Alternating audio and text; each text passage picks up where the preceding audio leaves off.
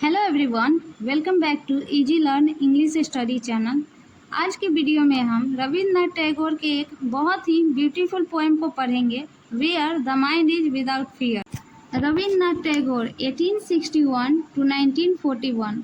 रविन्द्रनाथ टैगोर का जन्म 1861 में हुआ था और इनकी मृत्यु 1941 में हुआ था। He was the great Indian writer. Rabindranath Tagore उस समय के सबसे महान लेखकों में से एक थे। अभी भी ये भारत के सबसे महान लेखकों में से एक माने जाते हैं।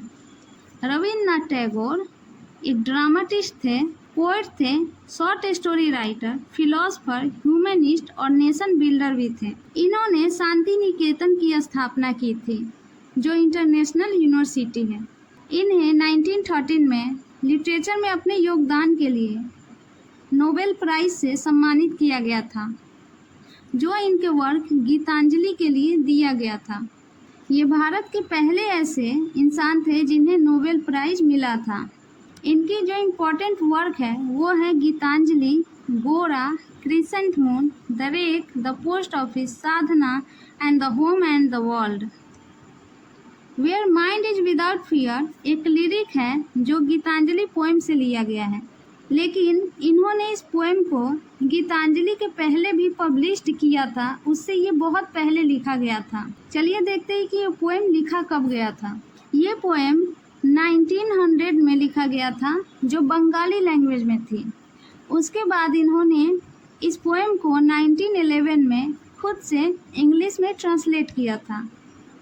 अब बात करते हैं इस पोएम की पब्लिकेशन डेट की। जुलाई 1901 में इन्होंने एक वॉल्यूम को प्रकाशित किया था जिसका नाम नैवेद्य था। नैवेद्य का मतलब होता है प्रसाद, जो ईश्वर को चढ़ाया जाता है, जो भोग लगाते हैं इंसान, उसे कहते हैं।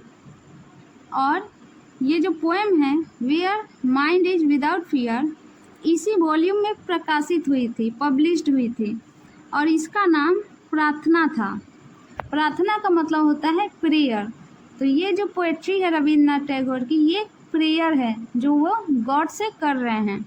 ये पोएम 1910 में गीतांजलि के कलेक्शन में पब्लिश्ड हुई थी। गीतांजलि रविन्द्रनाथ टैगोर की सबसे फेमस वर्क में से एक है। यह कविता पहली बार इंग्लिश लैंग्वेज में 1912 में पब्लिश्ड हुई थी। Where mind is without fear एक 11 लाइन्स की पोएम है जो फ्री वर्ड्स में लिखी गई है। फ्री वर्ड्स का मतलब होता है कि इसमें किसी भी तरह के मीटर या रिदम का इस्तेमाल नहीं किया गया है। चलिए अब इस पोएम को हम लाइन बाय लाइन समझते हैं। Where mind is without fear and head is held high, जहाँ मन में किसी भी तरह का डर नहीं हो, भय नहीं हो, और सिर हमेशा गर्व से ऊंचा रहे। इस लाइन का मतलब है कहीं भी किसी भी इंसान के मन में किसी भी तरह का डर ना हो, और उनका जो सिर है वह स्वाभिमान से, प्राइड से हमेशा ऊंचा रहे। उन्हें किसी के भी आगे मजबूरी में या डर से अपना सिर झुकाना न पड़े। टैगोर एक ऐसा देश की कल्पना कर रहे हैं, ड्रीम देख रहे हैं, जहां हर व्यक्ति आज़ाद हो और उनके अंदर किसी भी तरह का डर नहीं हो। वे अपने स्वाभिमान के साथ सिर उठाकर जी सके। वेयर नॉलेज इज फ्री, इस लाइन का मीनिंग क्या है? जहाँ ज्ञान स्वतंत्र हो, उस पर किसी भी तरह का रोक ना हो। नॉलेज हर व्यक्ति का अधिकार है। शिक्षा पाने का हक सभी इंसानों को है। हम उन्हें जाति, धर्म या देश के नाम पे या फिर रंगों के नाम पे उन्हें हम इससे दूर नहीं कर सकते, उनका अधिकार नहीं छीन सकते हैं। शिक्षा पाना हर व्यक्ति का अधिकार है और उन्हें यह अधिकार है कि वे अपनी बुद्धि को और बढ़ाएं और नई चीज़ें सीखें, लाइफ को एक्सपीरियंस करें और शिक्षित हो। Where the world has not been broken up into fragments by narrow domestic walls, यहाँ पे ऑथर पूरी दुनिया की बात कर रहे हैं। वे सिर्फ इंडिया की या पार्टिकुलर रीजन की बात नहीं कर रहे हैं। वे यूनिवर्सल बात कर रहे हैं, पूरी दुनिया के लोगों के लिए वो चिंता कर रहे हैं, ये मानवता के लिए बोल रहे हैं। इस लाइन का मीनिंग है कि पूरी दुनिया जो अलग अलग टुकड़ों में बटी है नैरो डोमेस्टिक वॉल के द्वारा, और ये नैरो डोमेस्टिक वॉल्स क्या हैं? लोगों की सोच है। लोग अपनी सोच के कारण धर्म के नाम पे, जाति के नाम पे या नस्ल के नाम पे, गोरे काले के नाम पे, अमीर गरीब के नाम पे आपस में ही बिखरे हुए हैं, टूटे हुए हैं। उन्हें ऐसा नहीं होना चाहिए, ऐसे वे कमज़ोर हो जाते हैं। सभी को रिस्पेक्ट के साथ अपनी लाइफ जीने की आज़ादी होनी चाहिए और सब में एकता बनी रहनी चाहिए। हमें किसी के भी साथ भेदभाव नहीं करना चाहिए। Where words come out from depth of truth, जहाँ लोगों की जो भाषा है, जो उनके शब्द हैं, उनकी बातें हैं, वो सच्चाई के गहराई से आनी चाहिए। इट्स मीन कि उनके दिलों में सच्चाई होनी चाहिए, वे सच्चाई के लिए आवाज़ उठा सके, उनमें इतनी हिम्मत होनी चाहिए। लोगों के अंदर डर नहीं होना चाहिए कि वे झूठ का सहारा लें। उन्हें हमेशा सच बोलना चाहिए और सच के लिए खड़े होना चाहिए। जब भी वो कोई बात बोले, अपने विचारों को रखे, तो वो जो विचार वो रख रहे हैं, जो बात वे कह रहे हैं, वे उनके दिल के गहराइयों से आनी चाहिए, जहाँ सिर्फ सच्चाई हो, जहाँ सच्चाई के लिए सम्मान हो। Where tireless striving stretches its arm toward perfection. इस लाइन में लेखक ये कहना चाहते हैं, जहाँ लोग बिना थके लगातार कड़ी मेहनत करते रहें और आलस को छोड़कर वे हर क्षेत्र में परफेक्शन लाए, वे हर काम में माहिर हो, जो भी काम करें वो बेहतरीन करें, अच्छे से अच्छा करें। Where the clear stream of reason has not lost its way, यहाँ जो स्ट्रीम ऑफ रीजन है ये एक मेटाफर है जो पोएट ने यूज किया है।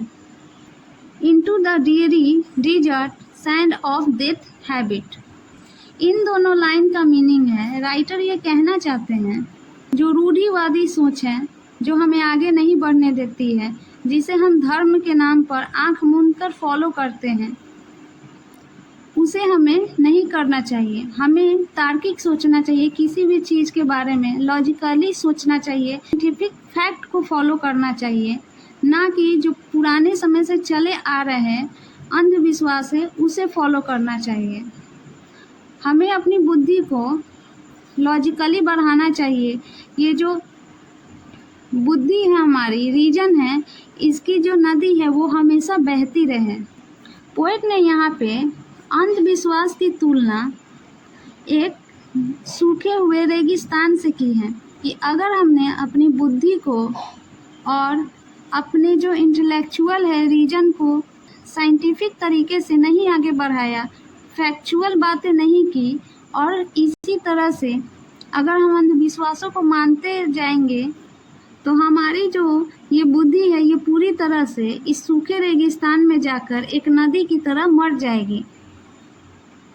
राइटर चाहते हैं कि लोग अंधविश्वास को छोड़कर एक प्रगतिशील, एक प्रोग्रेसिव और वैज्ञानिक दृष्टिकोण को अपनाएं और अपने जीवन को बेहतर बनाएं।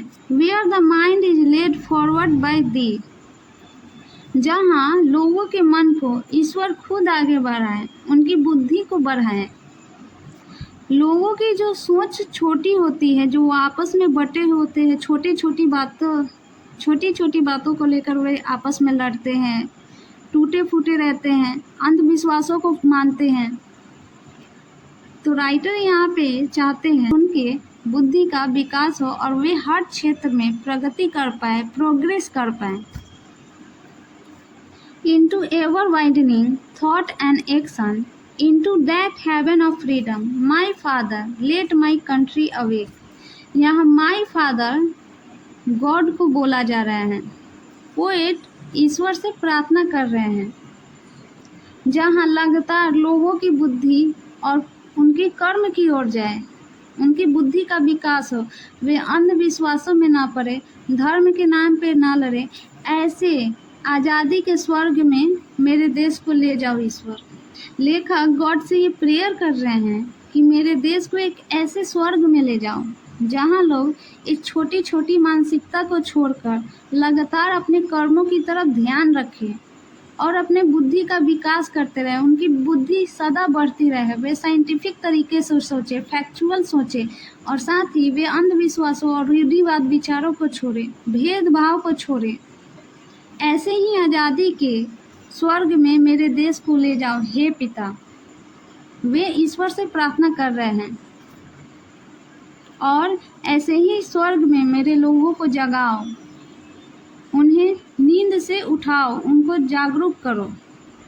तो ये अपने देश के लिए टैगोर प्रे कर रहे हैं कि उन्हें सिर्फ अंग्रेजों से ही आज़ादी ना मिले, बल्कि लोग अपने मानसिकता से भी आज़ाद हो सके। वे नई सोच की तरफ बढ़ें, नए विचारों को अपनाएं, साइंटिफिक फैक्ट को अपनाएं। राइटर एक ऐसे देश की कल्पना कर रहे हैं जहां लोग पूरी तरह से स्वतंत्र हो, चाहे वो राजनीतिक रूप से हो, आर्थिक रूप से हो या फिर आध्यात्मिक या मानसिक रूप से। अगर आपको ये वीडियो अच्छी लगी हो तो इसे लाइक करिए और चैनल को सब्सक्राइब करिए।